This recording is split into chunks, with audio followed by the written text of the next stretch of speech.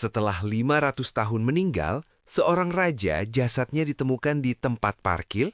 Masa sih? Tapi ini beneran. Lahir pada tahun 1452 sebagai Richard dari York, ia bukanlah pewaris utama tahta, namun takdir membawanya lebih dekat ke kekuasaan. Sebagai adik dari Raja Edward IV, Richard dikenal setia, cerdas, dan tegas dalam memimpin wilayah utara Inggris. Semua berubah pada tahun 1483. Ketika Raja Edward IV meninggal mendadak, putranya yang baru berusia 12 tahun, Edward kelima, seharusnya naik tahta. Richard ditunjuk sebagai pelindung kerajaan, tapi alih-alih menyerahkan mahkota, ia malah mengambilnya.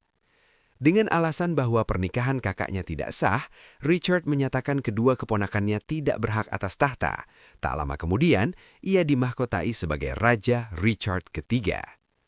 Namun, inilah awal dari misteri paling gelap dalam sejarah Inggris. Dua keponakannya, yang dikenal sebagai Pangeran di Menara, ditempatkan di Tower of London dan kemudian menghilang tanpa jejak. Tak ada yang benar-benar tahu apa yang terjadi pada mereka.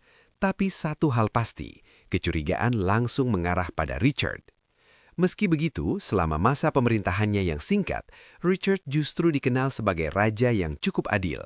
Ia memperkenalkan sistem jaminan hukum bagi terdakwa dan mulai menggunakan bahasa Inggris dalam proses hukum, sebuah langkah yang jarang pada masanya.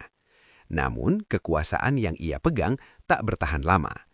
Di tengah konflik besar yang dikenal sebagai Perang Mawar, seorang penantang muncul, Henry Tudor. Tanggal 22 Agustus 1485, di medan pertempuran Bosworth Field, Richard III menghadapi takdirnya. Ia bertempur dengan berani di garis depan, hingga akhirnya dikepung dan terbunuh.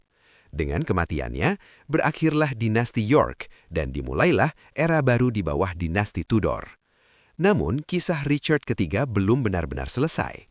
Selama lebih dari 500 tahun, jasadnya hilang, seolah lenyap dari sejarah.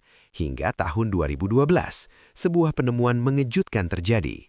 Di bawah sebuah tempat parkir di kota Leicester, para arkeolog menemukan kerangka dengan luka-luka pertempuran yang brutal. Setelah diuji DNA, hasilnya mengejutkan dunia. Itu adalah Richard III. Penemuan ini juga mengungkap fakta penting. Ia memang memiliki skoliosis atau kelainan tulang belakang yang melengkung ke samping secara tidak normal, membentuk huruf S atau C, tapi tidak seburuk gambaran seperti yang digambarkan oleh Shakespeare. Dan pada tahun 2015, Richard III akhirnya dimakamkan kembali dengan penuh penghormatan di Katedral Leicester.